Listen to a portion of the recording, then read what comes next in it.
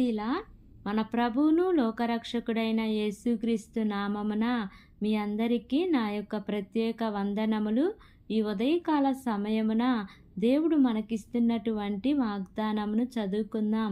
యెహెజ్కేలు గ్రంథము 36వ అధ్యాయము 11వ వచనము. పూర్వమున్నట్టు మిమ్మును నివాస స్థలముగా చేసి మునుపటి కంటే అధికమైన మేలు మీకు కలగజేసేదను. ఆమేన్. దేవునికే మహిమ కలుగును గాక.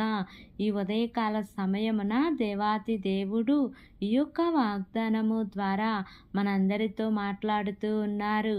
ఈ యొక్క వాక్యమును మనం జ్ఞాపకం చేసుకుంటే, పూర్వం ఉన్నట్టు మిమ్మను నివాస స్థలముగా చేసి మునుపటి కంటే అధికమైన మేలు మీకు కలగజేస్తాను అని ఈ ఉదయకాల సమయమున దేవుడు వాగ్దానం చేస్తూ ఉన్నారు. చాలామంది బిడ్డలు దుఃఖిస్తూ ఉంటారు. ఒకప్పుడు నేను ఇంతలా ప్రార్థన చేస్తూ ఉండేవాడిని, ఒకప్పుడు ఎంత ఆశీర్వాదం ఉండేది, ఒకప్పుడు ఎంతో సమృద్ధి నా దగ్గర నిలిచి ఉండేది, ఈరోజు నేను అన్నీ కోల్పోయాను. అది ఆత్మీయ జీవిత పరంగా కానీ, ప్రార్థనా పరంగా కానీ, ఆర్థిక పరిస్థితులు కానీ, సమస్యలు కానీ, మరి దేని నిమిత్తమైతే నా జీవితంలో ఇది లేదు ప్రభువా అని నీవు దుఃఖిస్తూ ఉన్నావో, ఈరోజు దేవుడు వాగ్దానం చేస్తూ అంటున్నారు, పూర్వం ఉన్నట్టు మిమ్మల్ని నివాస స్థలముగా చేయబోతూ ఉన్నారు. ఈ ఉదయకాల సమయమున ఈ యొక్క వాక్యము వింటున్న ప్రియా సహోదరి సహోదరుడా, నీవు అనుకోవచ్చు, ఎలా ముందుకు వెళ్ళగలను ప్రభువా, మార్గం లేదు ప్రభువా అని నీవు అనుకుంటూ ఉన్నావు. కానీ దేవునికి సమస్తము సాధ్యమే అండి. నీవు పరిపూర్ణముగా దేవుని మీద ఆధారపడితే, నీవు ఏ దారి లేదు అని నీవు అనుకుంటూ ఉన్నావు, కానీ నా దేవుని వద్ద దారి ఉంది అని నీవు అనుకుంటే, ఆయన ఖచ్చితంగా నీ జీవితంలో అద్భుతం చేస్తారు. ఎందుకంటే మన దేవుడు శూన్యముగా ఉన్న ఈ సృష్టిని సుందరమైనదిగా మార్చినాడు. బహుశా ఈరోజు నీ పరిస్థితి ఏ విధంగా నీవు శూన్యం అనుకుంటూ ఉన్నావో, దానిని దేవుడు సుందరమైనదిగా మారుస్తారు. ఆయన అంటున్నారు, మునుపటి కంటే అధికమైన మేలు మీకు కలగజేస్తాను అని అంటున్నారు.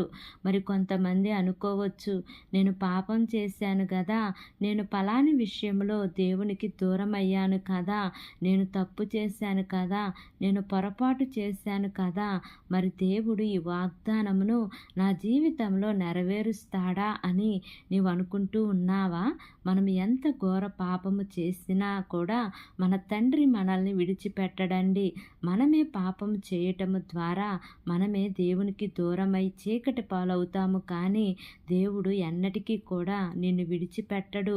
తప్పిపోయిన కుమారుడు తిరిగి వచ్చినప్పుడు అన్ని పొందుకున్నట్టుగా ఈరోజు నీ జీవితంలో మరలా గొప్పగా దేవుడు ఆశీర్వాదములు ఇవ్వబోతూ ఉన్నారు. నిన్ను ఆశ్చర్యకరమైన కార్యములు నీ జీవితంలో ఆయన చేయబోతూ ఉన్నారు. గనుక ఈ వాగ్దానమును నమ్మి ఈ వాగ్దానం ప్రకారంగా జీవిద్దాం. దేవుడి వాగ్దానము మనందరి జీవితములలో నెరవేర్చబడును గాక. ఆమేన్. ప్రార్థన చేసుకుందాం. ప్రేమ కలిగిన యేసయ్య, కృప కలిగిన దేవా, నీకు వందనాలు తండ్రి, నీకు స్తోత్రములు ప్రభువా. ఇంతవరకు నీ కృపలో మమ్మల్ని కాచి కాపాడిన విధానాన్ని బట్టి నీకు వందనాలు తండ్రి. ఈ ఉదయకాల సమయమున మీరు మాకు ఇచ్చినటువంటి వాగ్దానాన్ని బట్టి నీకు వందనాలు ప్రభువా. ఎంతమంది బిడ్డలు ఈ వాక్యమును విని ప్రార్థనలో ఏకీభవిస్తున్నారో తండ్రి, ప్రతి కుటుంబాన్ని మీరు జ్ఞాపకం చేసుకోండి అయ్యా. నీ మేలుల చేత వారిని తృప్తిపరచమని మిమ్మల్ని వేడుకుంటున్నాను ప్రభువా. ఏ కుటుంబంలో అయితే ఏ సమస్య శోధనలు ఉన్నాయో తండ్రి, వాటన్నిటి నుంచి విడుదల దయచేయమని అడుగుచున్నాను ప్రభువా. మా దేశమును జ్ఞాపకం చేసుకోండి అయ్యా. దేశమును పరిపాలిస్తున్న ప్రతి అధికారుల కుటుంబాలను జ్ఞాపకం చేసుకోండి ప్రభువా. దేశ ప్రజలను జ్ఞాపకం చేసుకోండి. వారి అవసరతల్లో అక్కర్లో యేసయ్య మీరు వారికి తోడుగా ఉండి నడిపిస్తూ రమ్మని మిమ్మల్ని వేడుకుంటున్నాను ప్రభా. ఈ దినము ప్రయాణం చేస్తున్న ప్రతి బిడ్డను జ్ఞాపకం చేసుకోండియా. వారి యొక్క ప్రయాణాల్లో క్షేమాన్నిచ్చి సురక్షితంగా చేరవలసిన గమ్యస్థానానికి చేర్చమని మిమ్మల్ని వేడుకుంటున్నాను ప్రభా. నా ప్రార్థన ఆలకించి అంగీకరించమని నజరేయుడైన యేసు అతి పరిశుద్ధ నామమున అడిగి వేడుకొని పొంది ఉన్నాము తండ్రి. Amen, amen, amen. Praise the Lord. God bless you all.